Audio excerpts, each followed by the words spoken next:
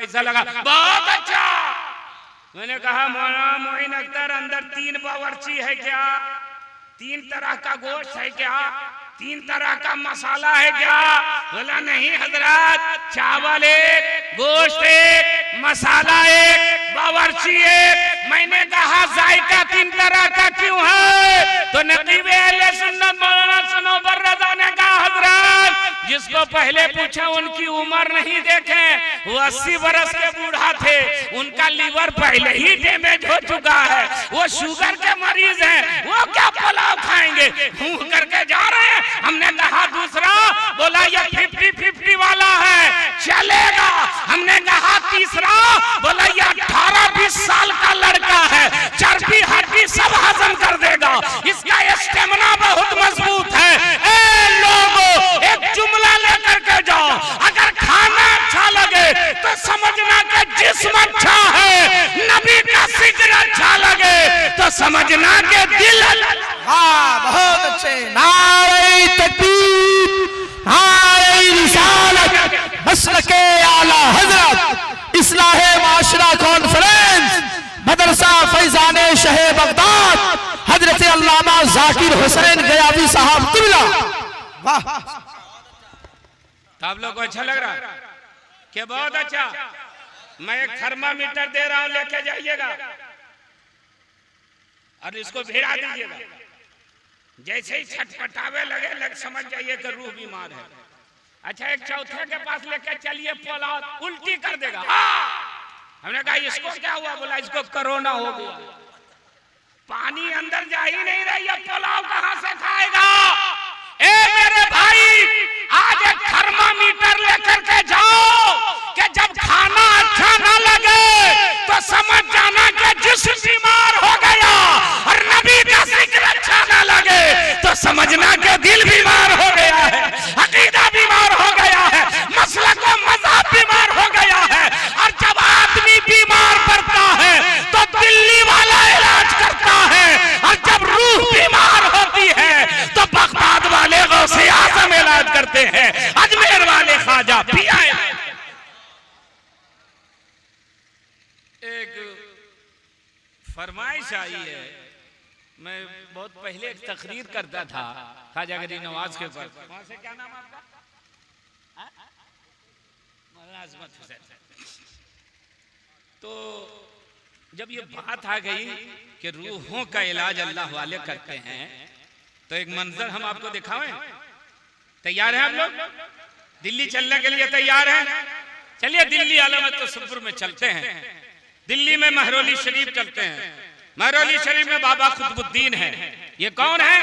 जानशीन गरीब नवाज है, मेरे ख्वाजा के मुरीद भी, खलीफा भी, जानशीन भी। हिंदुस्तान तशरीफ लाए, फरमाया कुतुबुद्दीन तुम दिल्ली संभालो, मैं अजमेर संभालता हूँ। दिल्ली तुम्हारे हवाले, अजमेर हमारे हवाले। दिल्ली से तुम इस्लाम फैलाओगे, और अजमेर शरीफ से पूरे हिंदुस्तान में मैं इस्लाम फैलाऊंगा। बोले हुजूर, सबसे अलग होना गवारा है, आपसे अलग होना गवारा नहीं है। आपके लिए वतन छोड़ा, आपके लिए माँ बाप छोड़ दिया, आपके लिए दोस्तों को छोड़ा, और आप कहते हैं कि तुम दिल्ली रहो। नहीं हुजूर, जहां रहिए अपने कदमों में रखिए। तो मेरे ख्वाजा ने फरमाया, कुतुबुद्दीन वक्त का तकाजा यही है कि तुम दिल्ली संभालो, मगर सुनो कुतुबुद्दीन, जिस्म तुमसे दूर रहेगा, दिल तुमसे दूर नहीं रहेगा। जब भी तुम पुकारोगे मैं तुम्हारी निगाहों के सामने रहूंगा। बोले हुजूर ठीक। रह गए दिल्ली में, इनकलाब बर्पा कर दिया। जो लोग गंगा जमुना को पूज रहे थे वो खुदाए वहदहू ला शरीक की बारगाह में झुक गए। हर तरफ कलमा तैयबा ला इलाहा इल्लल्लाह मुहम्मदुर रसूलुल्लाह का रूहानी नगमा गूंजने लगा। देखते ही देखते पूरे दिल्ली के लोग बाबा कुतुबुद्दीन के दीवाने हो गए। मगर कुछ ऐसे थे हासिदीन जो बाबा कुतुबुद्दीन से हसद करने लगे, चलने लगे और मीटिंग किया। अरे ये जब से आए हैं तब से हम लोगों को कोई पूछ ही नहीं रहा है। हाँ, हम लोगों के यहाँ कोई आ ही नहीं रहा, सब मुसाफा उन्हीं से, सब नजराना उन्हीं के पास। इनको दिल्ली से भगाओ। बोला कैसे भगाओगे? हिमालय पहाड़ को हिलाना आसान है, बाबा कुतुबुद्दीन को भगाना आसान नहीं है। है। एक तो ये है कि इनकी वलायत और तकवा चांदो सूरज से ज्यादा रोशन है, और दूसरी वजह ये है कि हिंदुस्तान का बादशाह हजरत शमशुद्दीन अल्तमश इनके मुरीद हैं, बाबा उनके पीर हैं। इनसे टकराओगे बादशाह से टकराना होगा, बादशाह से टकराओगे सीधे हिंदुस्तान से कब्रिस्तान जाना होगा। बोला नहीं नहीं नहीं, काम वो करो कि बांस भी ना टूटे और सांप भी मर जाए। वो क्या करना है? कहा एक प्लानिंग बनाते हैं हम लोग, चलो किसी तवाइफ के पास चलते हैं, और तवाइफ से कहते हैं तवाइफ जितना पैसा लेना हो ले लो, मगर एक मर्तबा बादशाह के सामने ये कह दो कि मेरे पेट में जो बच्चा पल रहा है वो माशाअल्लाह बाबा कुतुबुद्दीन का है, जिना का इल्जाम लगाओ, हम लोग तुम्हें नोट से तौल देंगे। गए ये लोग, और वो तो तवाइफ थी ही, लालची थी ही, तैयार हो गई, और उसके बाद प्लानिंग हो गई, हम लोग पैसा देंगे तुम अपना काम करो। बोली तुम पैसा दो मैं अपना काम कर दूंगी। हज़रात अदब के साथ खड़े हो जाए। खतीबुल हिंद मुफक्किर इस्लाम हुजूर गाजी मिल्लत कायदे सरफरोशा शेर हुजूर कायदे अहले सुन्नत हजरत अल्लामा सैयद अहमद रजा साहब क़िबला तशरीफ ला रहे हैं। हुजूर गाजी मिल्लत हजरत अल्लामा गुलाम रसूल बलियावी साहब क़िबला की आमद हो रही। जरा नारा लगाए, नारे तकबीर, नारे रिसालत, मसलके आला हजरत हुजूर गाजी मिल्लत, फैजान हुजूर कायदे अहले सुन्नत, शेर हुजूर कायदे अहले सुन्नत हजरत अल्लामा गुलाम रसूल बलियावी साहब क़िबला, शहजादाए गौसे आजम हजरत अल्लामा अशाद सैयद अहमद रजा साहब क़िबला। नारे तकबीर, नारे रिसालत, मसलके आला हजरत, फैजान सरकार ताजुश शरिया, करामाते हुजूर सरकार ताजुश शरिया, अताए हुजूर कायदे अहले सुन्नत, फैजान हुजूर कायदे अहले सुन्नत अल्लामा गुलाम रसूल बलियावी साहब क़िबला।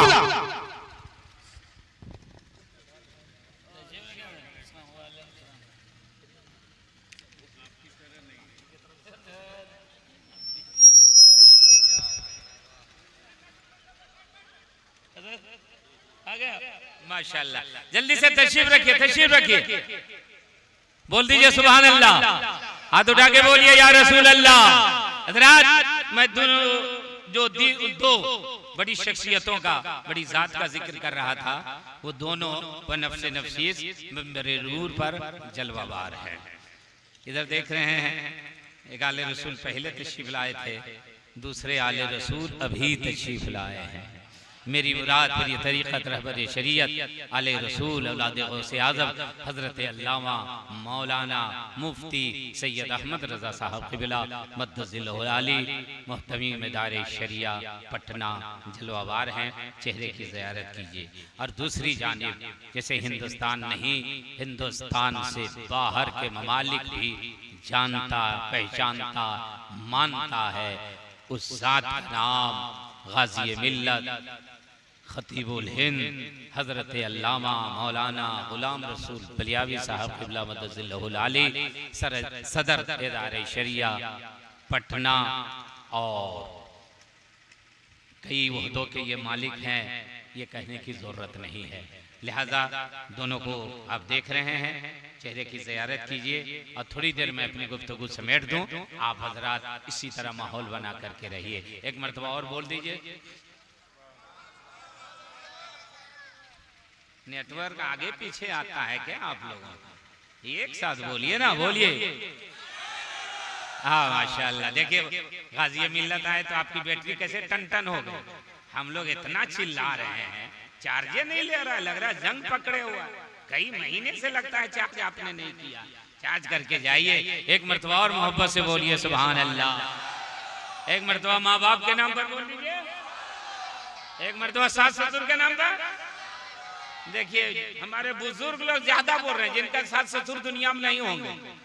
नौजवान बोल ही नहीं रहा, आप लोग एडवांस बोलिए ताकि अच्छा ससुर मिले, है ना। अच्छा ससुर भी मिलना किस्मत की बात है ना। माशाल्लाह बहुत अच्छा। अब एकदम सबर गए हैं, अब इसको सुन लीजिए, हमें इजाजत दीजिए। मेरे ख्वाजा हिंद के राजा अजमेर शरीफ में बाबा कुतुबुद्दीन पर यहाँ ज़िना का इल्जाम लगाने की तैयारी हो रही है। तवाइफ का पैसा दिया, तवाइफ तैयार हो गई। बादशाह वक्त शमशुद्दीन अल्तमश अपने बहुत अच्छे खुशगवार मूड में बैठे हैं। औरत गई, हुजूर में लुट गई, बर्बाद हो गई। बादशाह ने फरमाया क्या हुआ? बोली हुजूर बोलूंगी तो जान चली जाएगी, नहीं बोलूंगी तो आबरू जा रही है। बादशाह ने फरमाया ए औरत बोलो, ये किसी और का दरबार नहीं, ये शमशुद्दीन अल्तमश का दरबार है, जहां किसी की तबीयत नहीं देखी जाती है, मुस्तफा की शरीयत देखी जाती है। बोलो मेरे साथ किसने जुल्म किया है उसको सजा मिलेगी, तुम्हें इंसाफ मिलेगा। बोली हुजूर बोलूंगी तो जान चली जाएगी, नहीं बोलूंगी तो आबरू जा रही है। बादशाह ने फरमाया जाओ मैंने तुझे माफ किया, बोलो।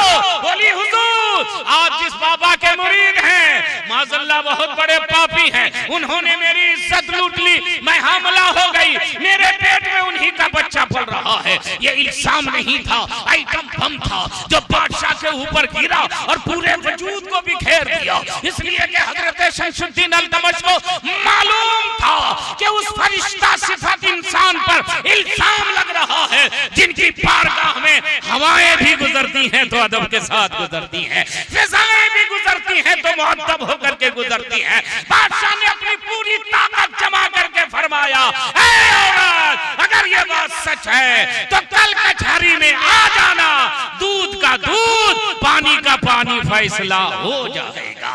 और ये बात पूरे दिल्ली में जंगल के आग की तरफ फैल गई। सब लोग आपस में बोलने लगे अरे यार गजब हो गया, कुछ सुना है, कुछ सुना है। कहा नहीं, एक औरत ने बाबा कुतुबुद्दीन पर ज़िना का इल्जाम लगाया है और कल फैसला होने वाला है।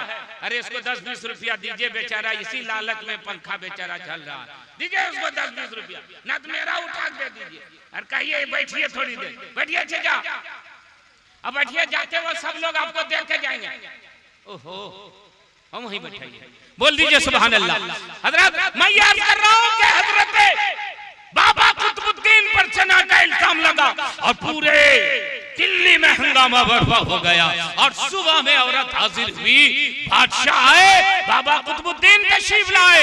बादशाह ने हाथ जोड़ के कहा हुजूर ये औरत है जिसने आपके ऊपर ज़िना का इल्जाम लगाया है, सरकार कोई गवाह दे दीजिए, कोई दलील दे दीजिए ताकि फैसला करने में आसानी हो। बाबा कुतुबुद्दीन ने फरमाया मेरे पास कोई गवाह नहीं है, मेरा खुदा जानता है, खुदा का रसूल जानता है, मैंने कोई ऐसा काम नहीं किया है। बोला हुजूर गवाही नहीं देंगे, फैसला कैसे होगा? इससे पहले जब फैसला होगा बाबा कुतुबुद्दीन ने अपने चेहरे को अजमेर शरीफ की तरफ किया और दिल से पुकारा ए मेरे ख्वाजा, इसी दिन के लिए दिल्ली में रखा था, इसी दिन के लिए यहाँ छोड़ा था, मैं कहता था नहीं रहूंगा, आपने फरमाया यही रहो। अब इसने इल्जाम लगाया है, ये लोग हमसे गवाह मांग रहे हैं, हुजूर हम गवाह कहाँ से लाए? आप ही आइए और कुतुबुद्दीन की आबरू बचा लीजिए, आप ही आइए और अपने मुरीद की जिंदगी बचाइए। इन्होंने दिल्ली से पुकारा और मेरे ख्वाजा ने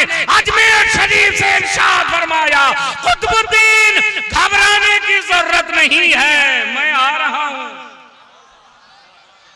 शिकस्ता दिल से दुनिया आशनाए राज होती है, इधर शीशा खनकता है उधर आवाज होती है।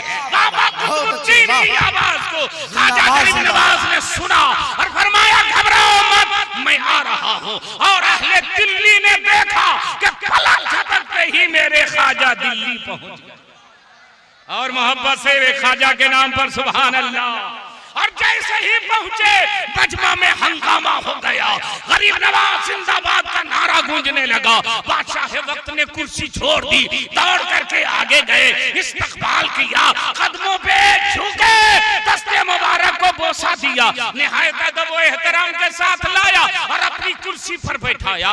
हुजूर आप कैसे तशरीफ लाए, अचानक कैसे जलवागर हो गए? सरकार जब भी दिल्ली तशरीफ लाते थे ना, पहले खत लिखते थे, तार भेजते थे, गुलाम भेजते थे, आज अचानक कैसे पहुंच गए? तो मेरे ख्वाजा ने फरमाया शमशुद्दीन पहले खत लिखने का वक्त रहता था, आज खत लिखने का टाइम मेरे पास नहीं।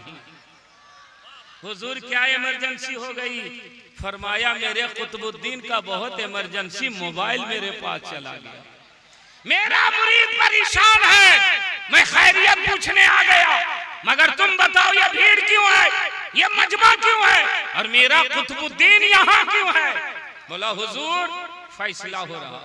फरमाए किस बात का? ये औरत है जिसने बाबा कुतुबुद्दीन पर जिना का इल्जाम लगाया है। मेरे ख्वाजा ने फरमाया मेरे कुतुबुद्दीन पर, मेरे जानशी पर, मेरे खलीफा पर जिना का इल्जाम तुम्हें कैसे यकीन हुआ? तो बादशाह ने कहा हुजूर यकीन तो दूर की बात है, मैं सोच भी नहीं सकता, इसलिए कि आपके मुरीद का मामला है, मेरे तो पीर के वखार का मामला है, मैं कैसे सोच सकता हूँ? ख्वाजा गरीब नवाज ने फरमाया फिर फैसला कैसा? कहा हुजूर आज फैसला नहीं करूंगा तो आने वाली नस्ल मुसलमानों को ताना देगी कि जब तुम्हारे बाप दादा हुकूमत कर रहे थे तो अपने पीर को बचाने के लिए इंसाफ का गला घोंट दिया था। बोल दो यार सुभान अल्लाह। हम सीना ऐसे ही चौड़ा नहीं करते। हजरत शमसुद्दीन अल्तमश कौन है? बादशाह वक्त है, बाबा कुतुबुद्दीन के मुरीद और खलीफा हैं।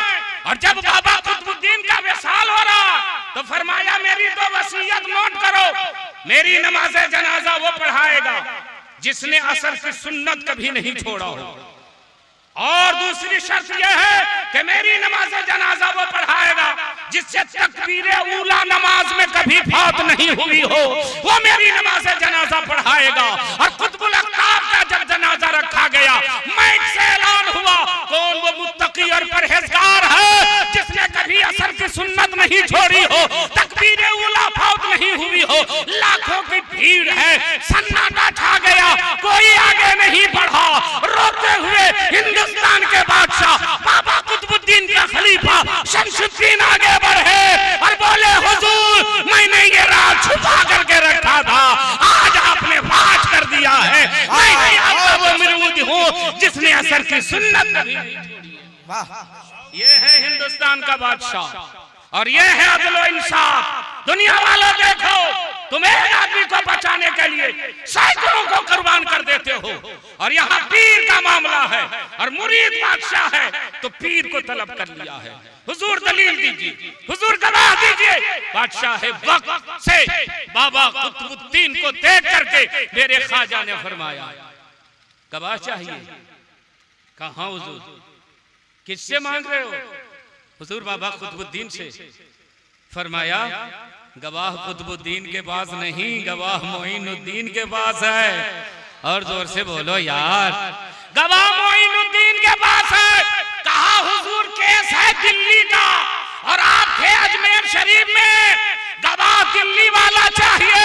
मेरे ख्वाजा ने फरमाया गवाह भी दिल्ली ही वाला लेके आया हूँ। हुजूर गवाह कहाँ है? फरमाया कुतुबुद्दीन तुम भी चुप रहो, औरत तुम भी चुप रहो, ना कुतुबुद्दीन बोलेंगे ना औरत बोलेगी, इस औरत के पेट में जो बच्चा है वही बोलेगा।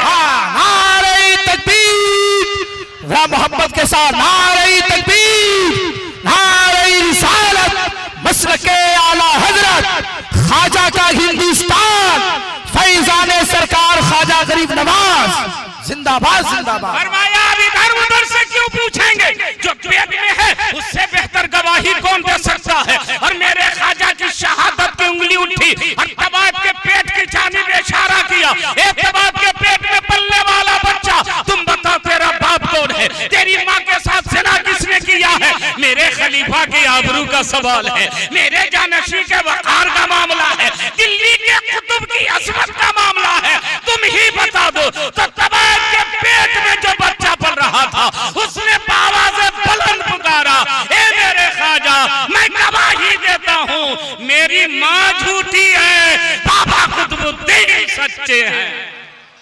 फला फला है जिसने पैसा दिया है मेरी माँ को।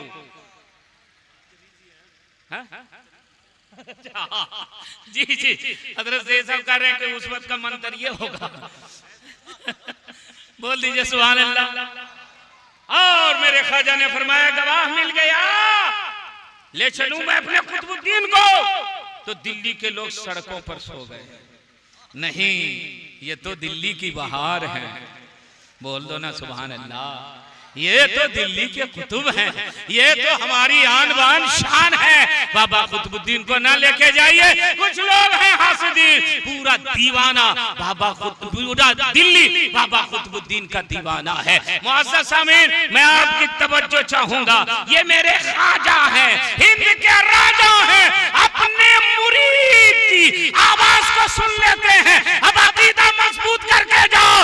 मुरीद पुकारे दिल्ली से तो पीर अजमेर से सुन ले, अगर उम्मती पुकारे मुंगेर से तो मुस्तफा मदीने से क्यों नहीं सुन सकते हैं? मेरे आवाज से जवाब दो। वाह वाह वाह वाह, जिंदाबाद जिंदाबाद। ये है इस्लाम और ये है इस्लाम का मानने वाला गुलाम। आपको कितनी मेहनत से मैं बैठाया, ये गुलाम की पहचान नहीं है। अरे दुनिया वाला अफसर कहलाने में फख्र महसूस करता है और मुसलमान नबी का गुलाम कहलाने में फख्र महसूस करता है। कसम खुदा की, किसी अफसर को कह दीजिए कि तू फला का चमचा है तो बिगड़ जाएगा। चमचा उमचा नहीं है, पिए। हम किसी के गुलाम नहीं है, आइए से। मगर हम लोगों को कोई कह दे कि तू नबी का गुलाम है तो हमारा सीना चौड़ा हो जाता है कि हमें मुस्तफा का गुलाम कहा जा रहा है, हमें नबी का गुलाम कहा जा रहा है। ये कितना बड़ा नसीबा है। और सुनो तो, हमारे आप नाज करें तो कोई कमाल नहीं है।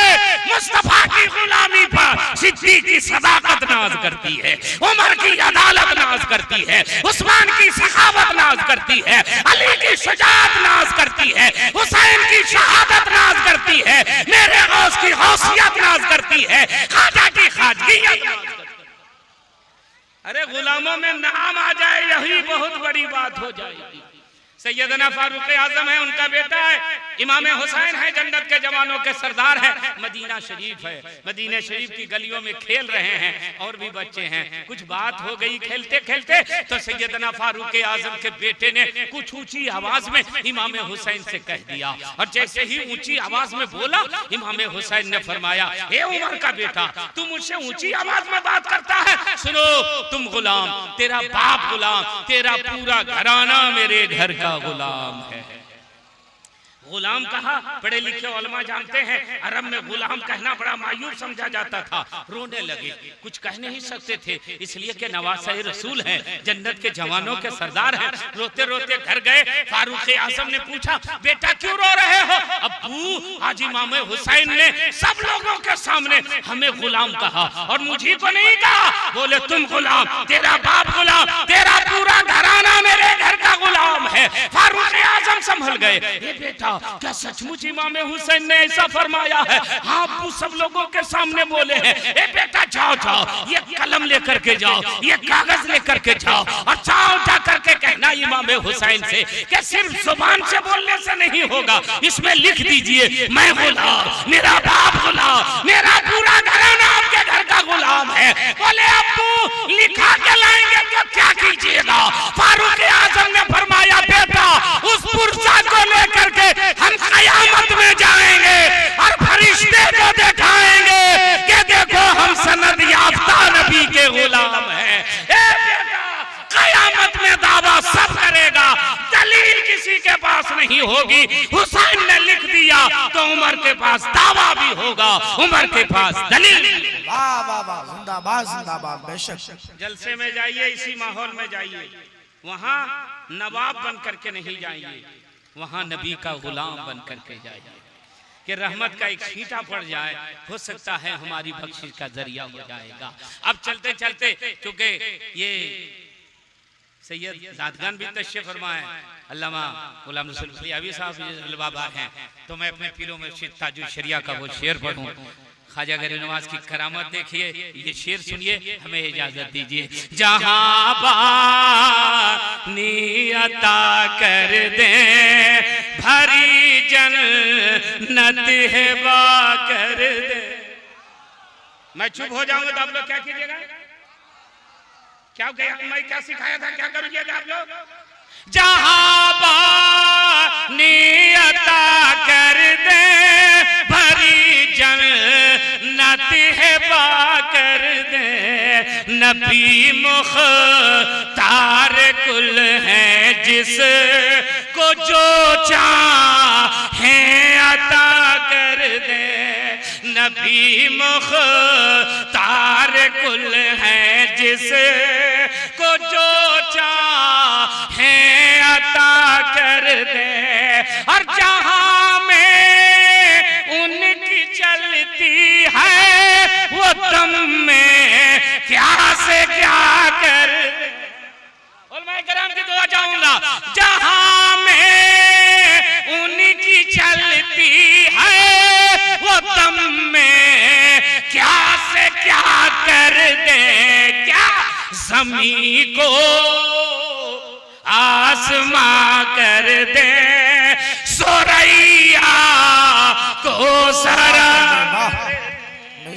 ज़मीं को आसमां कर दे, सुरैया को सरा।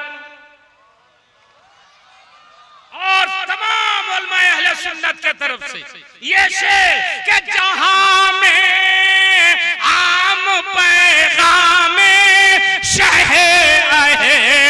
मदरसा कर दे। बोलिए बोलिए, जहां में आम पैगाम मदरसा कर दे। पलट कर पीछे देखें फिर से तजदीद वफा कर दे। पलट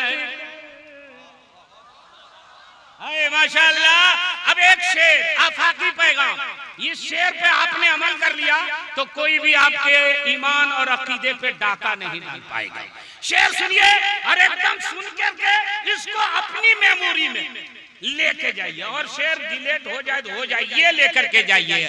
नबी से जो बेगाना उसे दिल से जुदा कर दे। जो नबी का नहीं वो आपका भी नहीं। नबी से जो बेगाना उसे दिल से जुदा कर दे। पेदर माँ दर बिरादर माँ लो जाऊन पर फिदा कर दे। पेदर माँ दर बिरादर और मक्ता। इसी तरह यकीन हो हर मोमिन को।